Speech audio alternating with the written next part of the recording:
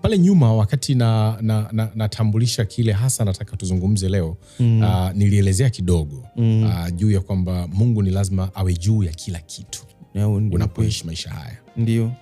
Hii unaielezeaje maana yake wewe ukiwa kama kiongozi wa kiimani na kwa muumini wa kawaida pale ambaye anafuatilia na kutusikiliza katika maamuzi yake kwenye maisha yake ya kila siku? Anafanyeje kumweka Mungu juu ya kila kitu? Kuna maswali mawili kwanza hapo.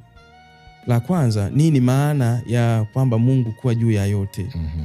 Maana ya Mungu kuwa juu ya yote ni maana yake ni kwamba kila aina ya kile kinachogusa maisha ya mwanadamu kitanguliwe na Mungu au kianze na Mungu, sawa? Kiendelee na Mungu na kiishe na Mungu.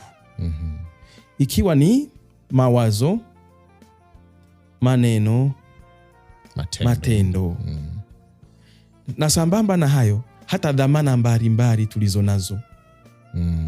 Kwa mfano, mimi ni padri. Maana yake Mungu yue juu, Mungu awe juu ya upadri wangu. Wewe kama ni kiongozi wa serikali, yani usijione kwamba uko juu ya yote. No. Mungu awe juu ya uongozi wako. Baba wa familia, mama wa familia, kazi zetu ziwe juu, Mungu awe juu yake. Sawa sawa.